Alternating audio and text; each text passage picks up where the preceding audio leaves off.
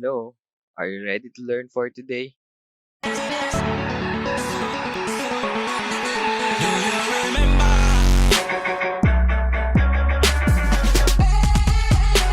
Our lesson for today will be about determining sum and products of the roots of a quadratic equation.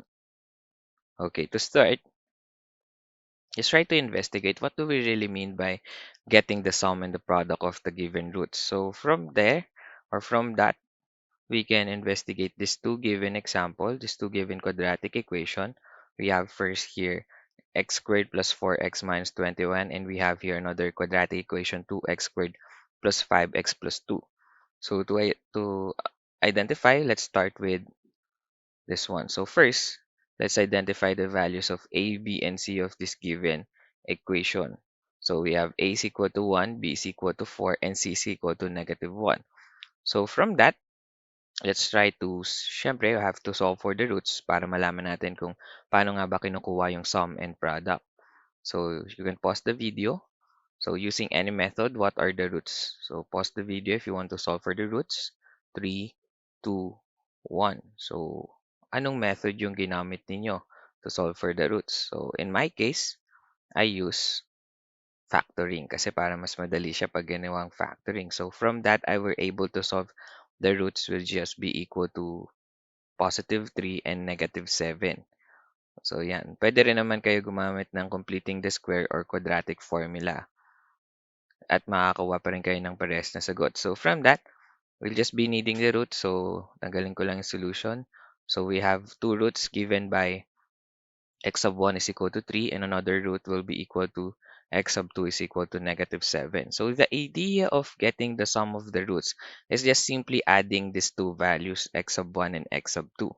So in our case, we have x sub 1 will be equal to 3, or another root is x sub 2 will be equal to negative 7. So adding them will give us 3 plus negative 7. And our sum will just be equal to 3 plus negative 7, which is equal to negative 4. And that is the sum of the two roots that we are able to solve from this given quadratic equation. And the idea of product of the roots is just simply multiplying these two given roots. So we have x sub 1 times x sub 2, or the product of two given roots. So in our case, we have 3 times negative 7 because these are the two roots that we were able to solve from this quadratic equation. So 3 times negative 7 will just be equal to negative 21. So stare at these two given values, negative 4 and negative 21, as product and as sum and product of our given quadratic equation. And take a look at this quadratic equation as well. Well, were you able to notice anything or any same values from the sum and the product? Yes, if your investigation is like this or observation is like this, yes, this negative 4 looks like the sum or the one in the middle of your quadratic equation, the constant value 4. But in this case, we have negative, and on our quadratic equation, it's positive. So just to give a conclusion on that observation, we can say that the sum is just the negative value of the value of b. Diba? So parang negative b is equal to the value of this one in the middle of our equation. And another observation you might see is this one. Negative 21 is also the same with this one, negative 21. So we can say that the product of the roots is equal to the value of c. We're able to notice that. The question is will that be always the case on a given quadratic equation? The sum of the roots will always be in the middle and the product of the roots will just be always at the value of c. So let's try to observe on this given example, 2x squared plus 5x plus 2. So once again, let's identify the values of a, b, and c. So we have 2, 5, and positive 2. So another thing is to identify the roots. So using any method, what are the roots of the following? So just to identify, I can give you 3 seconds if you want to solve for the roots. 3, 2, 1. So I hope you were able to pause the video.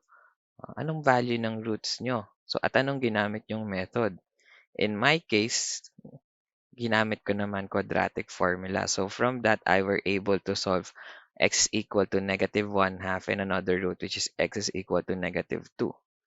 So much from that given solution, we'll just be needing the roots which is negative 1 half and negative 2. So galing ulit dyan sa dalawang roots na-solve natin, we'll try to identify the sum. Adding these two roots will just give us negative 1 half plus negative 2. So how do we add these two given values, a fraction and a whole number? So dito sa assignment na to, may naka-attach din na video kung paano mag-add at mag-multiply ng fraction. So panoorin mo muna yon bago mo i-continue tong video na to. So if you finish that video already, you can continue with this one and we will understand why is it equal to negative 5 over 2. Yan. So yan, pag inad mo silang dalawa, the answer is negative 5 over 2.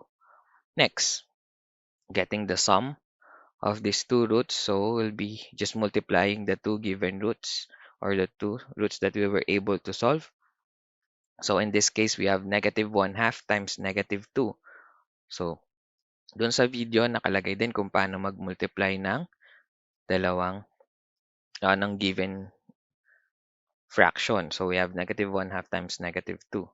So that will just be equal to 1 if you will simplify. So observing with these two values, the sum and the product, kung pagbabasihan natin yung observation natin dito kanina, parang hindi naman siya kaparehas nung nasa gitna. Negative 5 over 2 is not exactly the same with positive 5. Although, nakikita natin si 5, di ba? And this one is not actually the same with the product. So, parang hindi ata ganun yung magiging idea. So, bakit kaya? Teka lang. May pagkakaiba sa dalawang example na binigay ko. This one is x squared and this one is 2x squared. Kung gawin kaya natin tong x squared din, tapos tignan natin kung ano mangyayari. So, paano natin gagawing x squared itong quadratic term ng ating given quadratic equation? So, try natin, i-divide natin yung buong equation sa 2 by dividing them each of the term by 2. So, this one will just be equal to 1. Magiging x squared na siya or 1x squared. Ito ay magiging 5 divided by 2 or 5 over 2. And this one will just be equal to 2 over 2, which is, when simplified, the value is equal to 1. Ito, 0 pa din. So, parang rewriting the given equation will be having this look. X squared plus 5x ay plus 5 over 2x plus 1. So, parehas na silang x squared. But in this case, mapapansin na natin na parehas no, 5 over 2, and this one will just be equal to 1. Diba?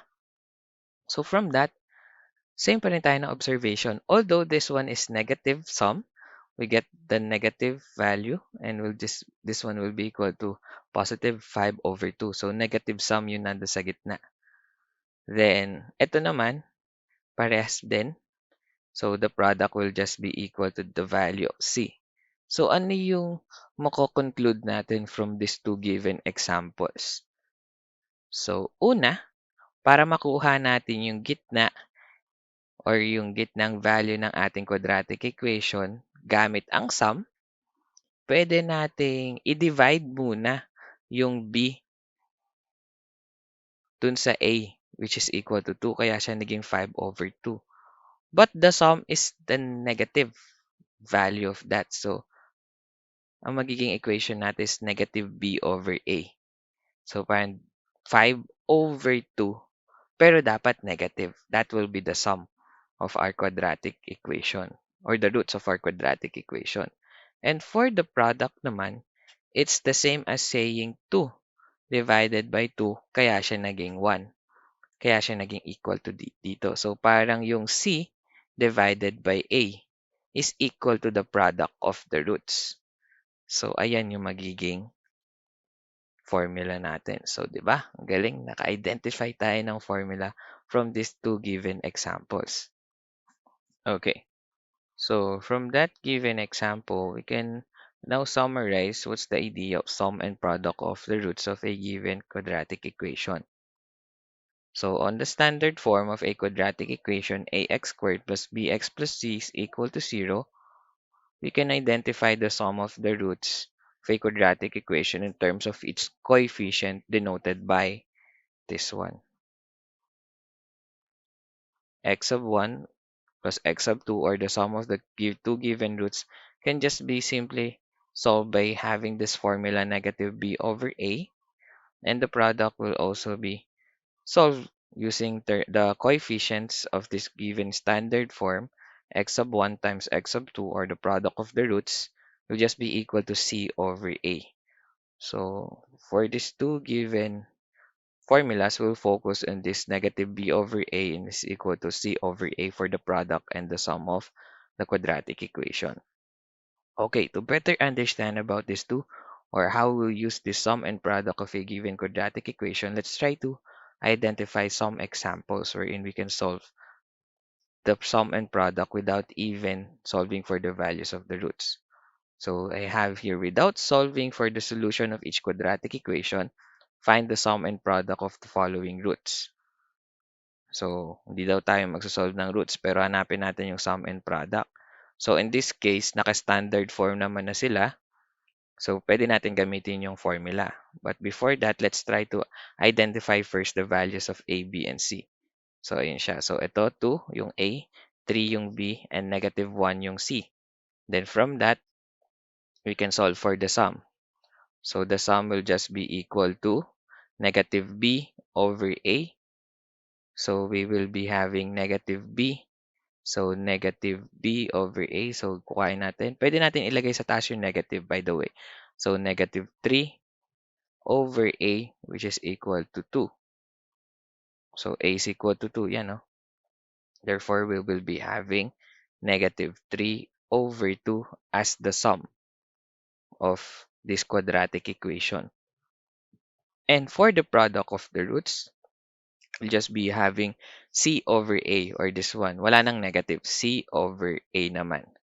So in this case, we'll be having negative 1 over A, which is equal to positive 2 yung A natin.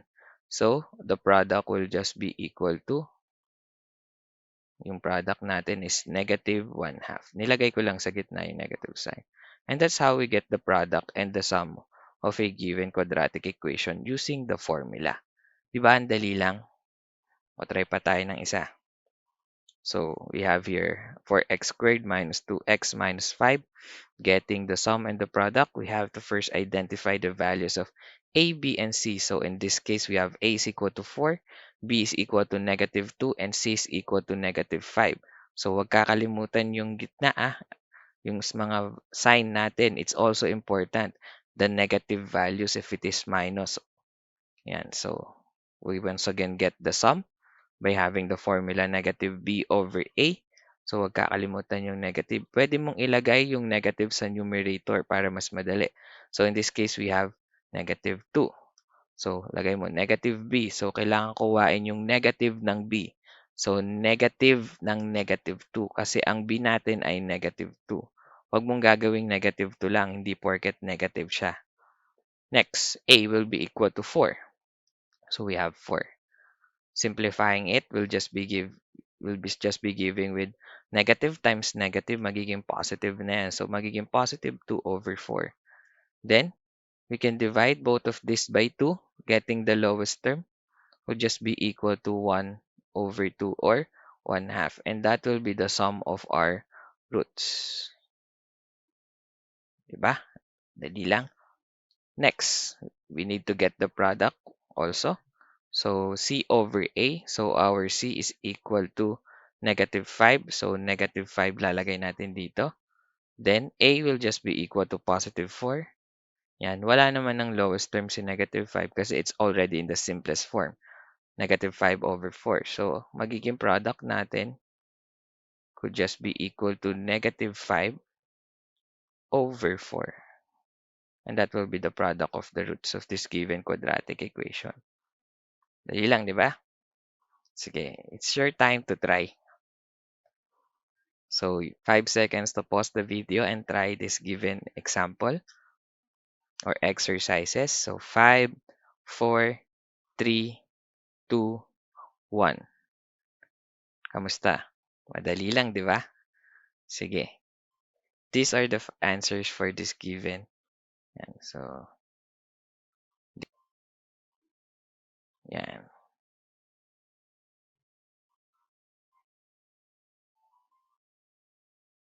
So there's another idea wherein we can identify the quadratic equation using the sum and the product of the given roots. So if we're given with the values of the roots, we can identify the quadratic equation by this form. So x squared minus the sum of the roots. Then we have variable x plus the product. So, di ba katulad ng mga na-observe natin kanina, ito lang yung magiging form ng quadratic equation natin.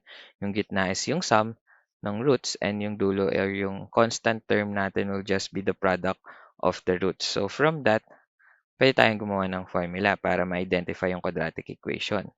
So, x squared minus yung sum, which is x sub 1 plus x sub 2. Yung dalawang roots na ibibigay sa atin. And then, the product of the roots. So, from that, we can have this formula in identifying quadratic or identifying the quadratic equation form using just the roots. Yan. Okay. Using the concept of the sum of the and product of the roots, form the quadratic equation. So let's consider this first example. X is equal to -5 and x is equal to -2. So we have the two roots 5 and -2. So we can form the quadratic equation by having this form x squared minus sum of these two given roots plus product of these two given roots. So let's try to identify first the sum and the product. So from that, we'll be having x sub 1 plus x sub 2 will be the sum. So in this case, we have 5 because x sub 1 is equal to 5 plus the other root will just be equal to -2 or x sub 2. So getting the sum, yan, the answer will just be equal to +3. And that is the sum of the given roots. Next, we'll try to identify the product, x sub 1 times x sub 2. That will be the product. So yan, sum and product. So product will just be equal 5 times -2. So ito ay magiging -10. So ang product natin ay -10. So from that, we can just form the quadratic equation by this one, having x squared minus the sum, x plus the product, x sub 1 times x sub 2. So from that, palitan na lang natin yung mga values. So we have x squared minus, ito ay magiging 3 na lang. Kasi di ba yan yung sum natin? So 3, then put the variable x plus, then the product will just be equal to -10. So -10. So nakita. So ito ay ito. Then ito ay ito. Next. So kung titignan ninyo, para mas maganda tignan, kailangan natin itong gawing positive times negative. So isang sign na lang siya para mas magandang tignan. So we'll just be having x squared minus 3x minus 10 is equal to 0. And that will be your quadratic equation. So nagamit natin yung sum and product para ma-solve yung or para ma-identify yung quadratic equation. Gets po? Okay, let's consider another example. So we have x sub 1 or the first root will be equal to 1/5 and the other root will just be equal to 3/7. So ganun ulit yung form. Yan. Ito lang yung pinaka-formula natin or susundan natin to get the quadratic equation. So let's consider once again the sum and the product. So the sum will just be equal to x sub 1. X sub 1 is equal to 1/5 plus x sub 2 will just be equal to 3/7. Yan. So this will just be equal to, di ba, kung gagamitin yung tinuro dun sa isang video, 7 times 1, 7, 5 times 3, is 15. All over 5 times 7 is 35. Having the sum will just be equal to 22 over 35 because 7 plus 15 is 22. And therefore, we'll be having the sum.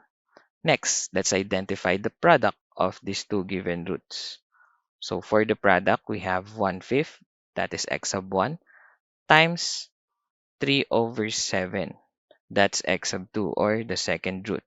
So getting the product, taas times taas. So 1 times 3 all over baba times baba. So we have 5 times 7.